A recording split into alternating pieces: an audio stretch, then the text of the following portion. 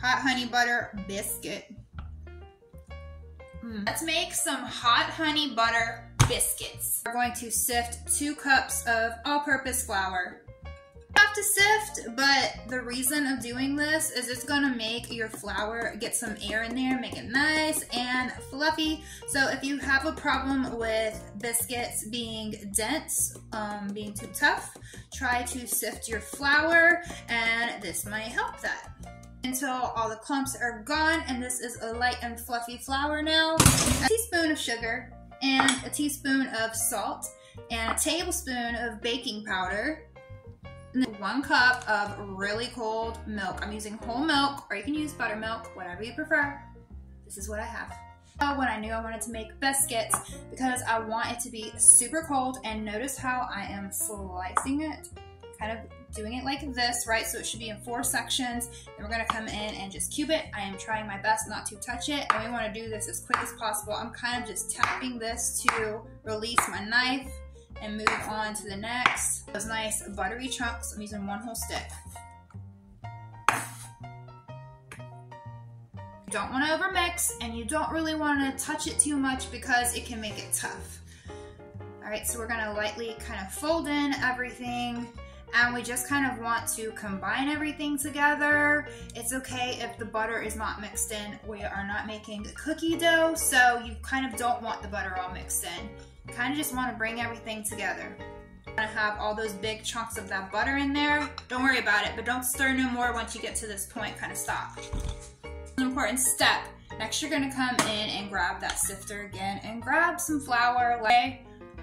Take it and then put some on here, and then put the other half over there, and lightly sift some flour. And you don't want to add too much, but just a little bit, enough to coat your cutting board or whatever surface you're using. So then you want to come in with your mix and go ahead and add that to your surface, and it's okay if it's a little sticky. It'll sift over. Sifting on every little step will also help get that light air in there, and versus having it heavy packed down flour. You don't want it heavy and packed down. So then we're just gonna kind of come in and lightly fold in. More flour. You can go ahead and add some. Don't be afraid to add flour if it's wet, but you just don't want to add too much, because you can add more, but you can't take away once it's already there. So you just want enough that it's not sticking the dough to your fingers a little bit.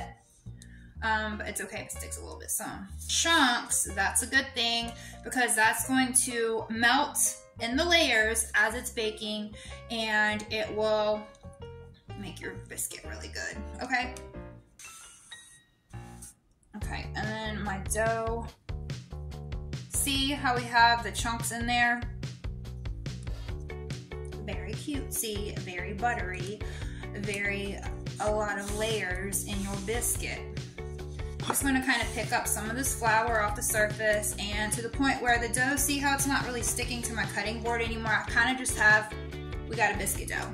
So we're going to go ahead and press straight down. You don't want to twist. That will create, you don't want to twist because it's going to seal the biscuit, and you want those little air pockets in there because that's what's going to make it light and fluffy. So we're just going to gently press straight down, out, and repeat until you can make as many biscuits as you can. We've got 5 of them. I usually get about 7 or 8. It's in the oven at 450 for 10 to 12 minutes.